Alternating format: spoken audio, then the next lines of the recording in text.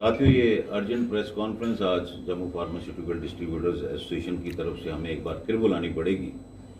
Media के भाइयों को भी मालूम है और सरकार को भी मालूम है। डेज में हमने श्रीनगर में प्रेस क्लब से भी संबोधित किया था इसी मसले पे जिस पे आज हम बोलने जा रहे हैं। मैं पहले भी सोसाइटी का कि हम इंसानी धर्म समझते, अपने व्यापार को पहले और व्यापार बाद में समझते हैं, लेकिन आज एक ऐसी स्थिति बन गई और हमारी बार बार गुहार लगाने के बाद भी इसके लिए एनफोर्स करने के लिए कंपटीशन कमीशन ऑफ इंडिया को भी गुहार लगाई थी कि फेयर प्रैक्टिस मैंडेट आप इंप्लीमेंट करवाइए। मेरे साथ इशू टेकअप करें। जो ये डिस्काउंट्स का मामला आ गया है, प्राइस वॉर शुरू हो गई है, इसमें हमें भी खबरें थी कि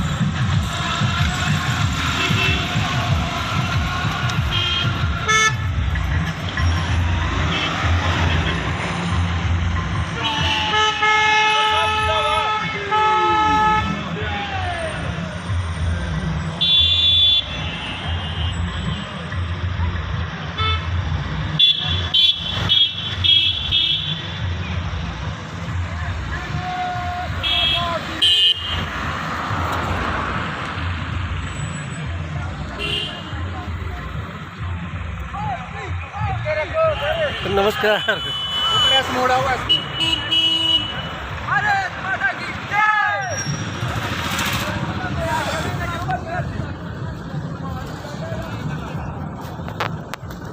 राजनीति की बात सिखाते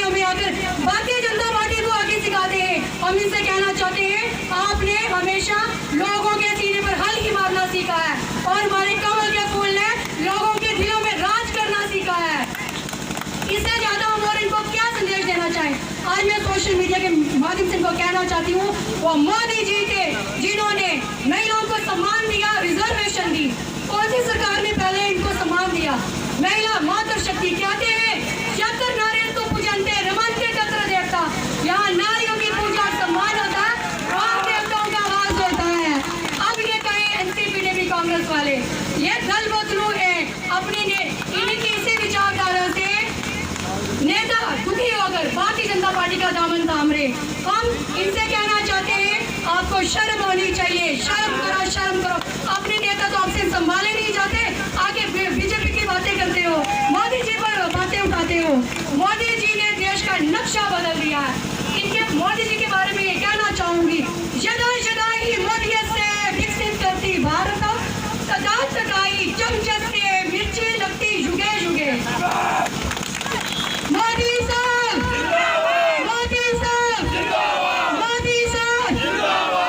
मैं इस प्रचंड जीत के लिए, जो 4 राज्यों में भारतीय जनता पार्टी की प्रचंड जीत हुई है, इसके लिए मैं अपनी तरफ से माननीय प्रधानमंत्री मोदी जी, राष्ट्रीय अध्यक्ष जेपी नड्डा जी, गृह मंत्री अमित शाह जी और आने वाले समय में प्रधानमंत्री पद के दावेदार योगी आदित्यनाथ जी को भी अपनी निशाना कॉन्स्टिट्यूंसी की तरफ से बहुत बधाई देती हूँ।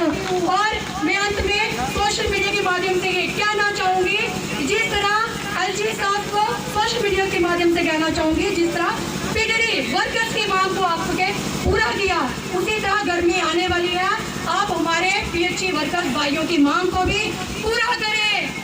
आप यहाँ से इलेक्शन लड़ेंगे नौशहरा से।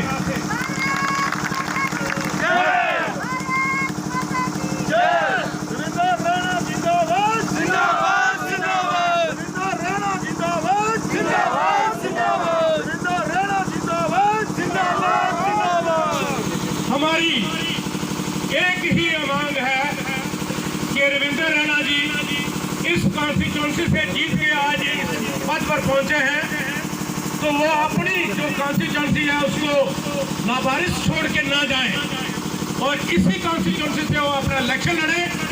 हमें कोई बाहर से आया हुआ मंजूर नहीं होगा और अगर कुछ ऐसा फैसला पार्टी कोई मजबूरी में आके करती है तो उसके परिणाम शायद अच्छे नहीं है, क्योंकि जो कार्यकर्ता है वो इस चीज को महसूस कर रहा है। इसलिए हम आज इस मंच से रविंद्र रैना जी से अपील करते हैं कि वो अपनी कॉन्स्टिट्यूंसी में आए और अपनी कॉन्स्टिट्यूंसी में आके और अपना जो कारोबार है उसको संभाले और इलेक्शन का एक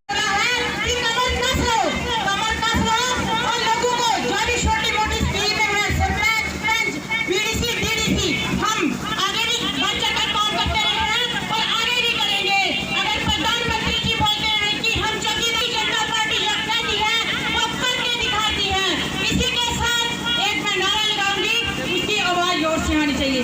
भारत माता की, भारत माता की, भारत माता की, हर हर मोदी, हर हर मोदी, हर हर मोदी। इसी के साथ मैं कहना चाहती हूँ, हमारी कॉन्स्टिट्यूंसी में जो हलचल चल रही है, प्लीज मेरे भाई और बहनों, घबराओ मत, हम सब आपके साथ हैं, एकजुट होकर चलेंगे। जो हमारा फैसला होगा वो पार्टी का फैसला होगा। मैं आपको आश्वासन दिलाती हूँ कि पार्टी अपने परिवार से कभी बाहर नहीं जाएगी, ना गई है ना जाएगी। इसी के साथ मैं रैना साहब का धन्यवाद करना चाहती हूँ। देखो, आदर्श स्कीमों की बात करते हैं, जब हम स्कीमें गिनने लगे तो कई दिन कम पड़ जाते हैं। जो उन्होंने मेहनत की है उनकी मेहनत ला रही है। जो सरपंच है पीडीसी है, हम क्या हैं? हम भारतीय जनता पार्टी के एक सिपाही हैं, सिपाही बन के काम कर रहे हैं और उन्हें हमें गर्व है कि हमारी भारतीय जनता पार्टी एक ऐसी पार्टी है जिसका एजेंडा आज विदेशों में भी कामयाब हो रहा है। धन्यवाद। हम दिन रात मेहनत करेंगे। 5 साल तो हम जब भी हमारा कोई नेता आता है हम उनसे मांगते रहते हैं, हमें ये दो। और विकास के कितने कार्य हुए हैं? हमारे रैना साहब जी ने कितने कार्य करवाए हैं? ज्यादा क्या जाना, आप देख ही लें कि पुलों का किस तरह जाल बिछा हुआ है, सड़कों का किस तरह जाल बिछा हुआ है। ये हम मांगते हैं तो वो देते हैं। अब हमारी बारी है, जो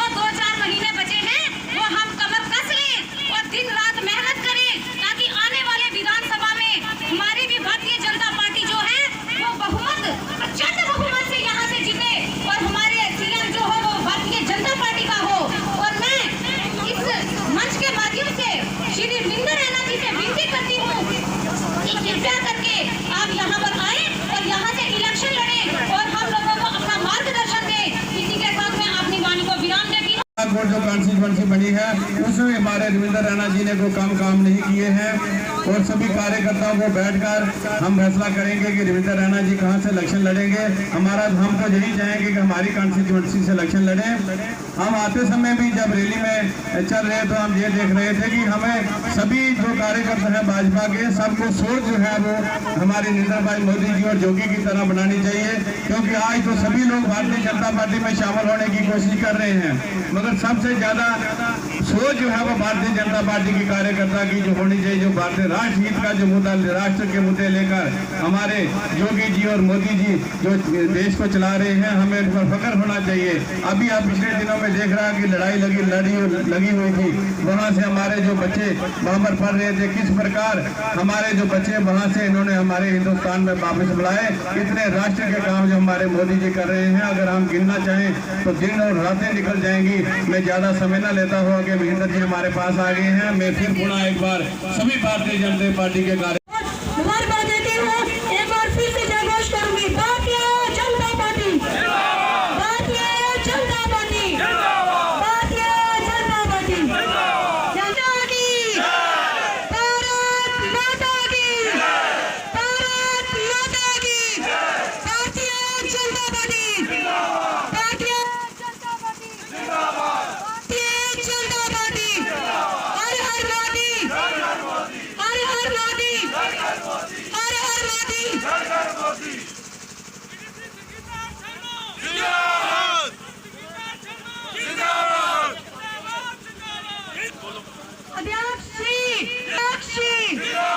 अध्यक्ष जी, हमारा हर एक कार्यकर्ता जिंदाबाद, जिंदाबाद, जिंदाबाद। जय हिंद, जय भारत। ये अर्जेंट प्रेस कॉन्फ्रेंस आज जम्मू फार्मास्यूटिकल डिस्ट्रीब्यूटर्स एसोसिएशन की तरफ से हमें एक बार फिर बुलानी पड़ेगी। मीडिया के भाइयों को भी मालूम है और सरकार को भी मालूम है कि सितंबर लास्ट ईयर हमने जम्मू में एक प्रेस कॉन्फ्रेंस की थी और दिसंबर लास्ट डेज़ में हमने श्रीनगर में प्रेस क्लब से भी संबोधित किया था इसी मसले पे जिस पे आज हम बोलने जा रहे हैं। मैं पहले भी उदाहरण देता रहा कि जम्मू ऐसी जगह है जहाँ पे आपको हैबिट फॉर्मिंग या एडिक्टिव ड्रग्स नहीं मिलेंगी प्रिस्क्रिप्शन के बिना, और हमें फ़ख्र है अपनी सोसाइटी का कि हम इंसानी धर्म समझते हैं, अपने व्यापार को पहले और व्यापार बाद में समझते हैं। लेकिन आज एक ऐसी स्थिति बन गई और हमारी बार बार गुहार लगाने के बाद भी केंद्र की सरकार में नेशनल फार्मास्यूटिकल प्राइसिंग अथॉरिटी, जिसके पास मैंडेट है प्राइसेस फिक्स करने का, और दोबारा हमने मैंडेट इसके लिए इन्फोर्स करने के लिए कंपटीशन कमीशन ऑफ इंडिया को भी गुहार लगाई थी कि फेयर प्रैक्टिस मैंडेट आप इम्प्लीमेंट करवाइए। मीडिया के माध्यम से आज हम फिर दोबारा अपील कर रहे हैं, खास कर कि हम अपने commissioner secretary health JK UT में और state drug control madam Lotika से कि आप ये फोर्सफुली केंद्र की सरकार के साथ इशू टेकअप करें। जो ये डिस्काउंट्स का मामला आ गया है, प्राइस वॉर शुरू हो गई है, इसमें हमें भी खबरें थी कि अनऑथोराइज चैनल से सामान आ रहा है काफ़ी स्टेट से, जहां जो ऑथोराइज स्टॉकिस्ट नहीं है और ना ही कंपनी से उनको माल आता है, तो इसमें पूरे चांसेस बन जाते हैं कि सब स्टैंडर्ड और सुपीरियर ड्रग्स का आना बहुत आसान हो जाता है मार्केट में, जो हमें कतई ना तो मंजूर होगा ना ही हम आने देंगे। मीडिया के माध्यम से मैं तमाम अपने जितने भी लोग ट्रेड में हैं, तो व्यापार के, चाहे वो होलसेल लेवल के या रिटेल लेवल में, ये हमारी चेतावनी समझ ले, क्योंकि हमारी स्टेट ड्रग कंट्रोल डिपार्टमेंट तो इफेक्टिवली सब चीज़ें चेक कर रहा है, मगर जैसे ऑनलाइन कोई दवा मंगवाता है वो सीधी पेशेंट के घर में जाएगी, उसमें ड्रग कंट्रोल क्या करेगा, उसकी एफिकेसी या टेस्टिंग क्या करेगा और हम क्या करेंगे उसमें। तो ऐसे ही मैं सबको चेतावनी दे रहा हूँ, कोई भी अनऑथोराइज चैनल से अगर हमारी नोटिस में आ गया, मंगवा रहा है माल और इंसानी जानों को खतरे में डाल रहा है, तो हम उसको टोटली नॉन कोऑपरेट करेंगे। और पूरी ट्रेड को मालूम है कि 98% जो होलसेल ट्रेड हमारी एसोसिएशन के मेंबर्स हैं, और हम ऐसे ही मेंबर किसी को नहीं बनाते, पहले उसकी क्रेडिबिलिटी चेक करते हैं, उसकी स्टैंडिंग देखते हैं कि कितनी देर से वो व्यापार में है। हाल ही में दिनों में आपने देखा था होगा कि कुछ सैंपल सब स्टैंडर्ड पाए गए कश्मीर प्रोविंस में। ये एक चेतावनी की घंटी समझिए, लेकिन इसमें जो लोगों का एक अहम फर्ज बनता है, मैं बोलूँगा कि आप भी डिस्काउंट्स के चक्कर में इतना मत पड़े। आपको ये देखना है कि जो दवा आप खा रहे हैं वो सही है और असली है। और हमने स्टेट ड्रग कंट्रोलर्स मैडम से अभी मीटिंग भी की है लास्ट वीक। उन्होंने बड़े इफेक्टिव स्टेप्स निकाले हैं। जो सर्कुलर उन्होंने निकाला है प्रोक्योरमेंट का, वो हम मीडिया को बाय ईमेल भी प्रेस नोट के साथ भेजेंगे। और हमें उम्मीद है इस पर सख्ती के साथ, गवर्नमेंट तो काम कर ही रही है, लेकिन हम इंसानी फ़र्ज समझ के इससे भी ज़्यादा करेंगे, क्योंकि हम रूल बुक तब तक मानते हैं जब इंसानी जान खतरे में ना हो। तो हम कानून के जो रूल्स हैं हम उससे ज़्यादा भी सख्ती करने जा रहे हैं। और इंटरनल जो हमने इन हाउस मेजर्स लिए हैं वो मैं अभी मीडिया के सामने तो नहीं बोलूँगा, लेकिन आने वाले दिनों में आपको देखेंगे कि जो ये लोगों को ल्योर कर रहे हैं, ये व्यापार दवाइयों का इंसानी जानों से जुड़ा हुआ है। आप ल्योर नहीं कर सकते। ये डिस्काउंट स्ट्रक्चर इतना देंगे उतना देंगे, और भारत सरकार की एक जिम्मेवारी बनती है इसमें। हमारे आदरणीय प्रधानमंत्री नरेंद्र भाई मोदी जी को देखना है, उनको पर्सनली इंटरफेयर करना पड़ेगा इसमें, और देखना पड़ेगा कि जब ड्रग प्राइस कंट्रोल ऑर्डर में हमारे मार्जिन डिफाइंड हैं 8 से 12% होलसेल में और 16 से 22% रिटेल में, तो ये 60% देने वाली मल्टी ब्रांड चेन्स कौन सी आ गई हैं। और जम्मू में भी मैं आपको बता दूं, शायद लोगों को मालूम नहीं और बाकी ट्रेड भी इस लपेटे में आने वाले हैं, जम्मू में मल्टी ब्रांड चेन्स की बिलिंग दिन दबा के हो रही है, और करोड़ों रुपए की दवाइयाँ वो ऑलरेडी बेच चुके हैं यहाँ पे, और बाकी व्यापारियों को भी काम करना शुरू कर रहे हैं। तो मैं इंसानियत के नाते आज फिर मैं अपील कर रहा हूँ भारत सरकार को, स्टेट कमिश्नर सेक्रेटरी हेल्थ को और ड्रग कंट्रोलर मैम को, कि इस चीज़ को आप लीजिए सेंटर के साथ फोर्सफुली। और जीएसटी काउंसिल में भी मैं अपील करूंगा अपने स्टेट ड्रग कंट्रोलर मैडम को कि उनको आप एक खत भेजिए कि ये कोई आम चीज़ का व्यापार नहीं है। जीएसटी के कानून में प्रावधान लाना पड़ेगा। जो इंट्रा रीजन और इंट्रा स्टेट इन्फिल्ट्रेशन होती है उसको अलाउ नहीं करना चाहिए हमें, क्योंकि ये पेशेंट की हेल्थ का मामला है। और आपको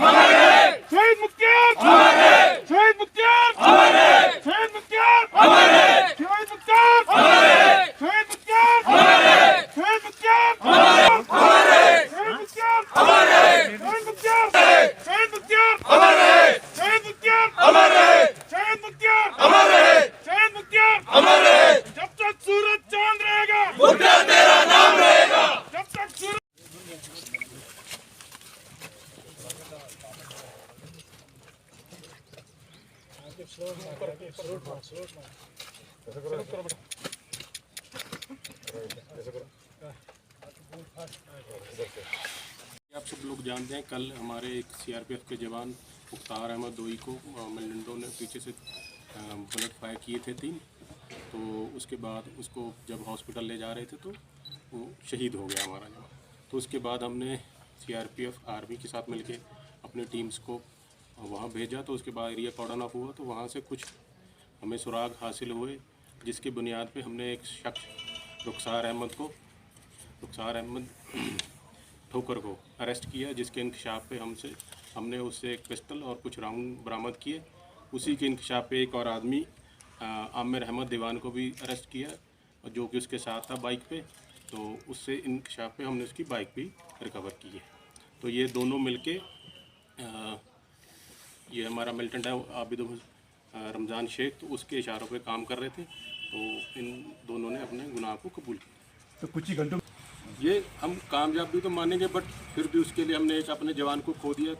हम कोशिश कर रहे हैं कि आगे से ऐसा ना हो, तो हम पूरी एहतियात बरतें। हम जैसे कि पिछले भी 2-3 साल से जो हम अपनी कार्रवाई कर रहे हैं वो करते रहेंगे और पूरी कोशिश करेंगे कि अमन व अमान बना रहे। 5 सरपंच की सिक्योरिटी के लिए एक तो श्रीनगर सिटी में उनके लिए अकोमोडेशन की अरेंजमेंट की जा चुकी है ऑलरेडी, जैसे कि आई जी साहब ने आपको बताया है। उसके अलावा हमारे डिस्ट्रिक्ट लेवल पे भी अकोमोडेशन है, अगर कोई उसके लिए तैयार है तो हम उनके लिए अकोमोडेशन है तो कोई उसमें दिक्कत नहीं है। इसके अलावा हम जो भी प्रिवेंटिव मेजर हैं, एरिया डोमिनेशन, बाकी जो भी जिस तरीके का लायमल होगा तो हम कार्रवाई इसके तहत करेंगे। शुक्रिया। Welcome you all drug awareness program organized by Gurdwara Shri Guru Singh Sabha Bagwani Golsura.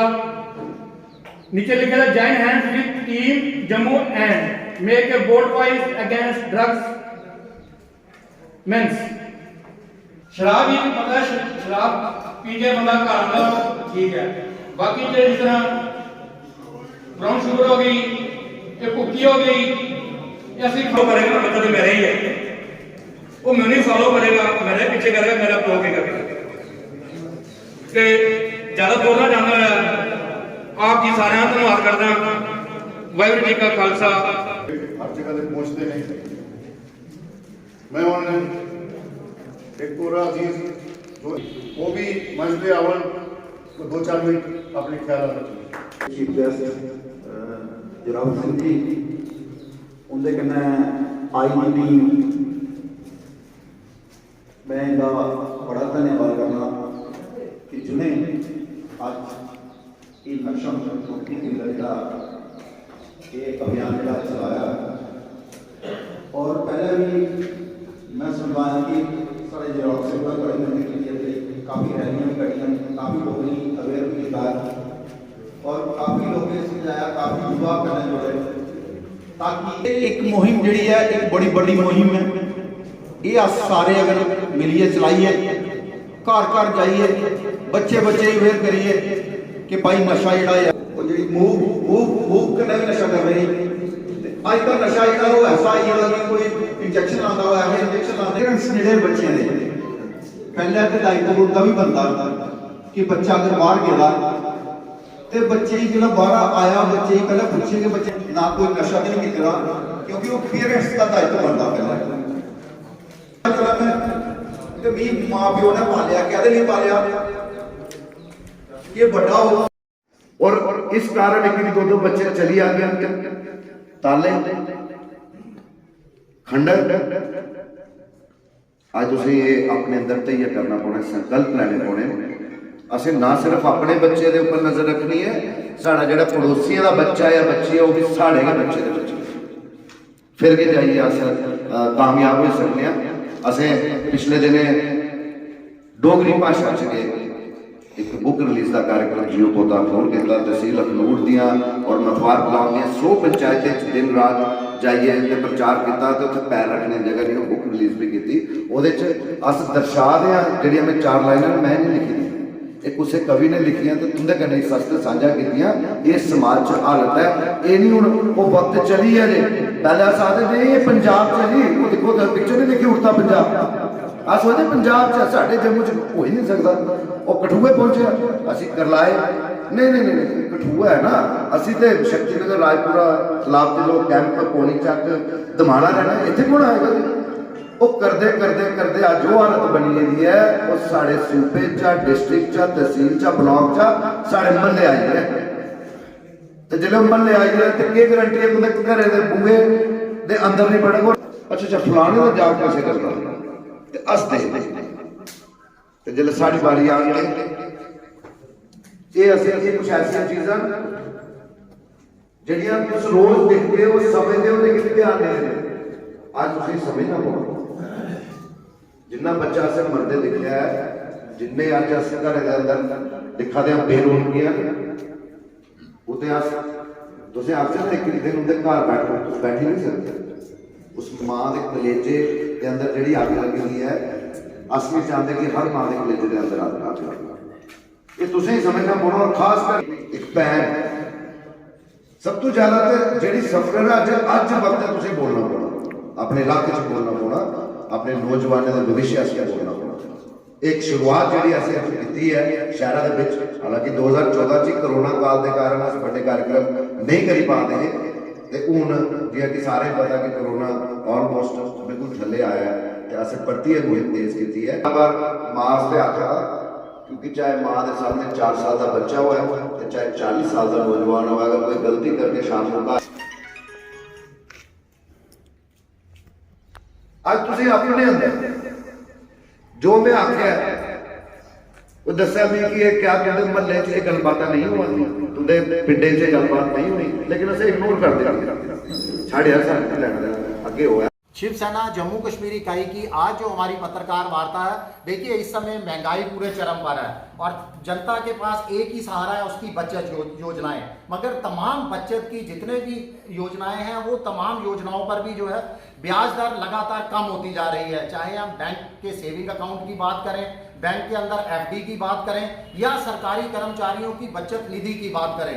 जो सरकारी कर्मचारियों के लिए बचत निधि है उसके अंदर भी पिछले 8 सालों के अंदर लगातार वो बचत ब्याज दर भी 8.75 से घटाकर 8.1% तक पहुंच चुकी है। इसके साथ ही शिवसेना जो प्रदर्शन रोस्टर प्रणाली जो जम्मू कश्मीर के कर्मचारियों के लिए शुरू की गई है उसको भी हम हमारे जम्मू कश्मीर के उपराज्यपाल माननीय मनोज सिन्हा जी से अपील करते हैं कि उसको उच्च अधिकारियों तक ही सीमित रखा जाए। देखिए एक रोस्टर प्रणाली बहुत अच्छी प्रणाली है जिसमें तमाम सरकारी कर्मचारियों को प्रदेश के जितने भी कार्यरत कर्मचारी हैं उनको अपने पूरे महीने का कार्यकलाप की रिपोर्ट देनी पड़ती है। मगर वो हम एक पूछना चाहते हैं कि एक 4th क्लास का कर्मचारी जो ड्राइवर है, एक लाइनमैन है, वो अपनी इनका रिपोर्ट के अंदर क्या लिखेगा। देखिए एक तो उसको अपने उच्च अधिकारियों के निजी कार्यों का दबाव रहता है, अगर तो वो अपने उच्च अधिकारी के खिलाफ जाता है बस इतनी भी रखनी है उसकी बचत योजनाएं। मगर तमाम बचत की जितने भी योजनाएं हैं वो तमाम योजनाओं पर भी जो है ब्याज दर लगातार कम होती जा रही है। चाहे हम बैंक के सेविंग अकाउंट की बात करें, बैंक के अंदर FD की बात करें या सरकारी कर्मचारियों की बचत निधि की बात करें। जो सरकारी कर्मचारियों के लिए बचत निधि है उसके अंदर भी पिछले 8 सालों के अंदर लगातार वो बचत ब्याज दर भी 8.75 से घटाकर 8.1% तक पहुंच चुकी है। इसके साथ ही शिवसेना जो प्रदर्शन रोस्टर प्रणाली जो जम्मू कश्मीर के कर्मचारियों के लिए शुरू की गई है उसको भी हम हमारे जम्मू कश्मीर के उपराज्यपाल माननीय मनोज सिन्हा जी से अपील। शिवसेना जम्मू कश्मीर इकाई की तरफ से आज जो हमने पत्रकार वार्ता का आयोजन किया है वो आम आदमी और सरकारी कर्मचारियों की जो बचत योजना है, जो उसकी बचत राशि है उस पर लगातार जो सरकारी हंटर चल रहा है, जो उस पर प्रहार हो रहा है, उसको उसकी निंदा करने के लिए। देखिए इस समय आम आदमी जो बैंक अकाउंट खोलता है उसकी सेविंग बैंक की ब्याज दर जो है लगातार नीचे जाती जा रही है। FD के अंदर या किसी भी तरह की बचत योजना के अंदर जो अपना वो पैसा जमा कराता है उसके अंदर सरकार ने ब्याज के अंदर बहुत ज़्यादा लगातार कटौती की जा रही है। सरकारी कर्मचारियों का जो प्रोविडेंट फंड का पैसा है हाल ही के अंदर उसके अंदर भी बहुत बड़ी कटौती कर दी गई है जिसकी हम कड़े शब्दों के अंदर निंदा करते हैं। इसके साथ ही जो जम्मू कश्मीर प्रशासन, जो जम्मू कश्मीर सरकार ने जो कर्मचारियों की परफॉर्मेंस और पारदर्शिता लाने के लिए जो विभागों के अंदर जो पोर्टल व्यवस्था जारी की है जिसके अंदर पूरे महीने का हर कर्मचारी को अपने कार्यकलाप की जानकारी देनी है, उसको भी हम जम्मू कश्मीर के उपराज्यपाल माननीय मनोज सिन्हा जी से अपील करते हैं कि उसको मात्र उच्च अधिकारियों तक ही सीमित रखा जाए।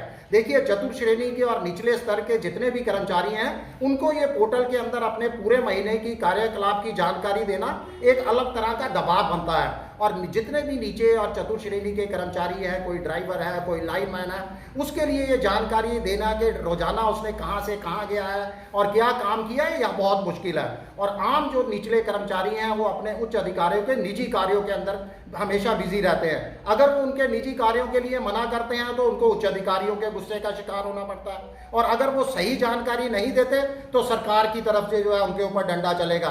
तो इसलिए जम्मू कश्मीर के प्रशासन ने बहुत अच्छी पहल की है, हम उसकी सराहना करते हैं। मगर माननीय उपराज्यपाल जी से अपील करते हैं कि ये जो पोर्टल के अंदर जो पारदर्शिता और परफॉर्मेंस रिपोर्ट की जानकारी ली जा रही है ये सिर्फ उच्च अधिकारियों तक ही इसको सीमित रखा जाना चाहिए। वेलफेयर एसोसिएशन रूपनगर 6, 7, 8 सेक्टर जो था ये पहले इसके साथ था 60 मार्च में रजनी बालाजी के साथ, उसके बाद 4 महीने के बाद चला गया अपनी कारपोरेटर रेखा मनाज के पास। चलो ये तो बाहर चला गया, हम इनका बड़ा बड़ा थैंक्स करते हैं कि इन्होंने इस मार्ग का काम करवाया है, इस सेक्टरों का काम करवाया है। लेकिन जो रेखा मनाज जी हैं उसके पास 1 से लेकर 9 सेक्टर तक रूपनगर में है, उसने कोई काम यहाँ पर नहीं करवाया। हमने पहले भी प्रेस कॉन्फ्रेंस की थी महीना एक पहले जिस दिन कॉन्फ्रेंस की उस दिन रामबाड़ का एरिया में कोई 200 फुट नाली उन्होंने रिपेयर की। उसके बाद वो गंदगी पड़ी है, नालियाँ पड़ी हैं, सड़कें पड़ी हैं, कोई काम नहीं हो रहा। जी आपका नाम? रजनी बाला। रजनी बाला जी क्या कहते हैं? अगर देखा जाए तो इस बार की बात करें, सेक्टर 6 की बात करें, कहीं ना कहीं अगर देखा जाए तो दूसरे कॉर्पोरेटर का आपने जहाँ पे काम करवाया है, किस प्रकार से देखती हैं? अगर देखा जाए तो एक कॉर्पोरेटर दूसरे वार्ड में काम नहीं करवा सकता है, तो किस तरह के हालात हैं काम करवाने के आपके? देखिए, जब इलेक्शन हुए थे 2018 में, तो ये वार्ड जो है 6, 7, 8 ये 60 वार्ड के साथ मिला दिया गया था पहले। ये क्योंकि ये पहले वार्ड 62 का हिस्सा था, इलेक्शन के टाइम इन्होंने हमारे साथ वार्ड 60 में मिला दिया। अब ये लोग जहाँ की कॉर्पोरेटर जहाँ के लोगों ने वोट दिए और जहाँ पर आके कोई बात नहीं सुनता, और ये हम धन्यवाद करते हैं कि वहाँ पलौड़ा से उठकर हमारी बातें सुन रहे हैं। क्या कहना चाहते हैं सरकार से? सरकार से ये कहना चाहते हैं, ये जो कॉर्पोरेटर आपके बीजेपी के हैं, खासकर इनको या तो ट्रेनिंग दी जाए, या इनको पढ़ाया जाए, या इनको हमारे पास छोड़ा जाए, हम इनको पढ़ाएं कि कैसे काम करते हैं। इनको पता नहीं चलता है लोगों के साथ कैसा ट्रीट करना है, और ये मोदी जी को नुकसान पहुँचा रहे हैं।